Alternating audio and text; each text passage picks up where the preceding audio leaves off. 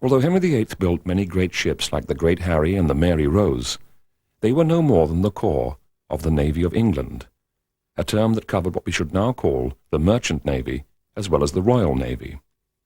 The fleet that sailed to meet the Spanish Armada in 1588 was a mix of royal and private vessels.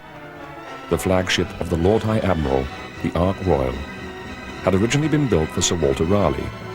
She was bought by the Crown for £5,000 and led the ships that defeated the might of the Spanish Navy.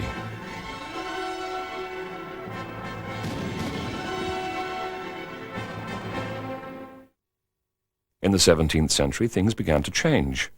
Warships became more powerful and more specialized. Charles I tried to build a mighty fleet of them, but ran into trouble with his subjects trying to raise the money. This led to civil war and the death of the king. Threatened by a Europe that had been shocked by the king's execution, Cromwell's government spent over half the nation's income building the most powerful, professional, best-equipped and manned fleet England had ever possessed. General at Sea Robert Blake led it successfully in battle against both the Dutch and Spanish.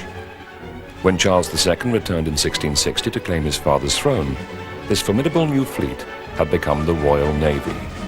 Generals at sea became admirals. England was not yet supreme at sea, but over the next 2 centuries, a succession of heroic admirals and captains would set about establishing the Royal Navy as the world's greatest maritime power, eclipsing the other great seafaring nations of the time. This struggle for supremacy was not without cost.